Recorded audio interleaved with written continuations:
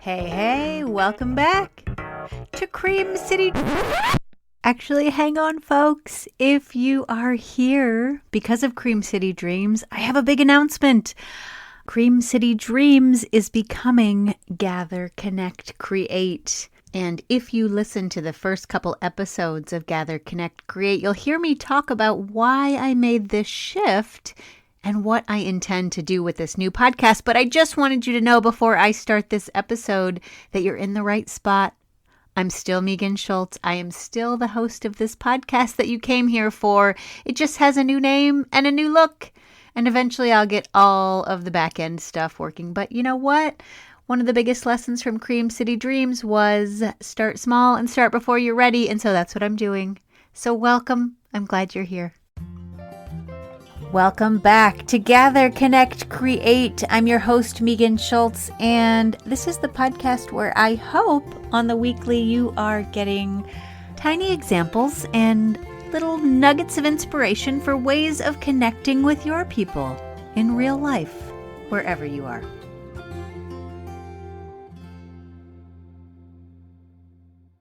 Happy almost Thanksgiving if you are in the United States. Thanksgiving is tomorrow.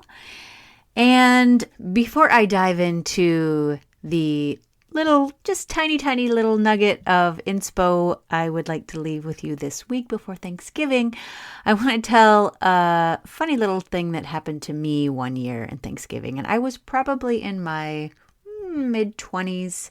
I was living in the UK. I spent most of my 20s in the UK. And most of my crowd that I hung around with were British. And I had a few American friends. I actually worked in an American university. And yet I found myself one year working on a Thursday on Thanksgiving, like you would when you're in a country that doesn't celebrate Thanksgiving. And I had decided that I was not going to celebrate Thanksgiving. I couldn't be bothered to be a big organizer that year. I didn't want to host it at my house because I had to work the next day. For whatever reason that year, I just said I wasn't going to do it. And then, of course, I talked to my folks back at home while I'm at work, and they're watching the Macy's Day Parade, and the house smells like turkey, and the pies are on the counter, and all of a sudden I'm feeling very homesick and very much like I want a Thanksgiving dinner. So at about 3 or 4 o'clock that day, I decide, you know what, I am going to do it. So I tell my colleagues, I say I'm leaving a little bit early today. I stop at Waitrose, which is like a supermarket above the Gloucester Road tube station near where I work.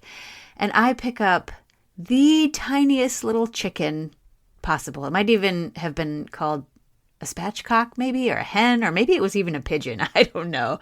But it was very small. It was like a single serve baby chicken. That's what it felt like. A chick, basically. I was eating a chick for dinner. I bought 1 potato. I bought a handful of green beans. I doubt they had any kind of pumpkin pie, but I'm sure I bought a slice of pie from the bakery. And I went home and I proceeded to cook it. I think I bought some gravy that you just add water to on the stove and it thickens and it's not that pleasant. And I ate that meal and I just started crying. It was so depressing. And I think I called a friend who maybe came over and had a glass of wine with me after that paltry dinner. And I said to myself that year, I will never do this again. I will never have Thanksgiving by myself again if I can help it. This is ridiculous. Thanksgiving is meant to be shared. We are supposed to gather. This is a holiday all about gathering.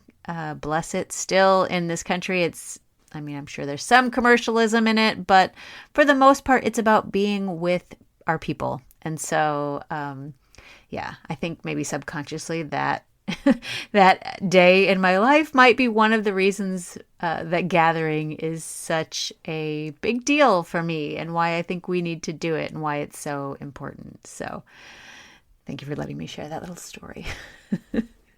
Here's what I want to say today. Something that we do, and I'm sure many, if not most families do this, is go around the table and say what you're thankful for.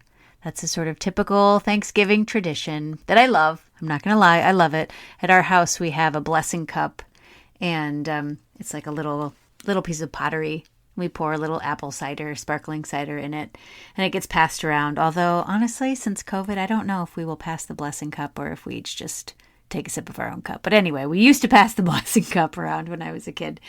And we go around and say what we're thankful for. And I would like to share something that I have started doing recently when I pull people together in groups, because I hate... let me backtrack. I love those kinds of activities. I love to hear what everybody's thankful for. I love go-arounds. But what I hate is having to wait for everybody to go and think about, what am I going to say? What am I thankful for? How am I going to present that? How is it going to be different than the person before me? And then I'm listening to them thinking, oh, I like what she said better than what I said. And I'm not necessarily talking about this with family, because I feel a little more comfortable with family than I would with a room full of strangers. But nevertheless, when you have go-arounds and you have people who know each other a little bit or don't know each other at all, or maybe like family know each other really well, but still maybe you don't see each other often or whatever.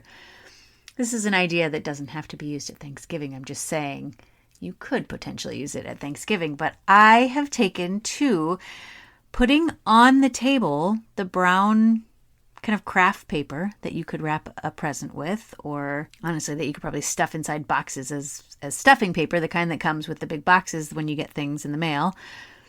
But I've taken to getting rolls of that and putting that out on the table as if it was a tablecloth or a table covering, giving people a Sharpie or a pen, and then asking the question up front and giving people just a little time and space to think about their answer, to write it down, to doodle it. Sometimes I'll ask people to draw circles and write their answers in the circles, and sometimes the circles will connect depending on what the question is. And maybe this year at Thanksgiving at your table, maybe you want to go a little deeper than what were you thankful for.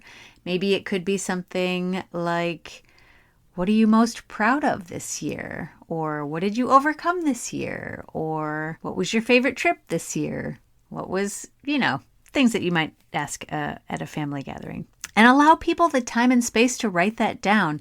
Now, I know at Thanksgiving there might not be much room on the table between the mashed potatoes and the turkey and the Brussels sprouts and gravy, and it gets messy, and that's fine. The other joy of this brown paper is that you rip it up and then your table underneath is nice and clean still. But the point of this exercise is mostly that it can be used outside of Thanksgiving when you're at an event where there is a go-around involved and you want people to share, and you want at the same time everybody to be focused on each other, because I know it's hard to focus on other people's answers when you're worried about what you're going to say or when you're intimidated, right? So, brown paper craft roll.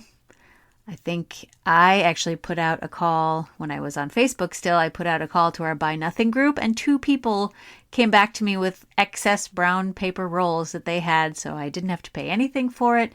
And the beautiful, beautiful drawings and words that came on those, I still have them. From one of the first gatherings I did where I used this idea because they were so generative. It allowed people to be creative, to open up their...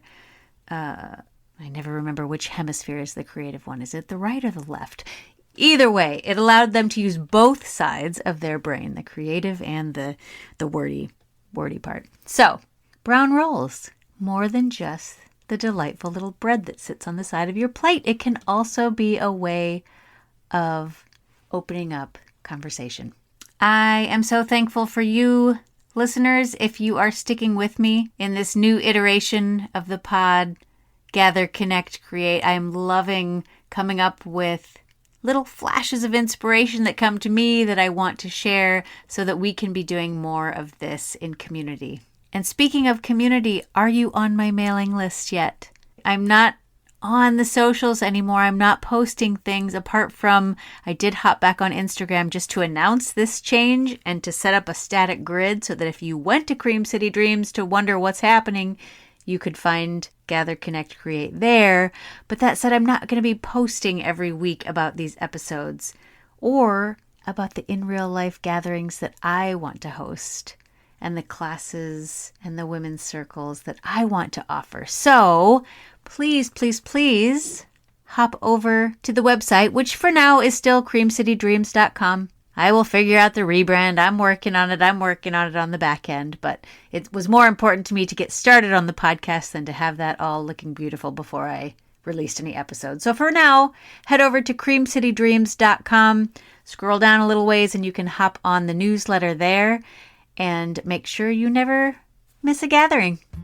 All right, friends, I'm so thankful for you. I hope if you are in the States, you enjoy your Thanksgiving.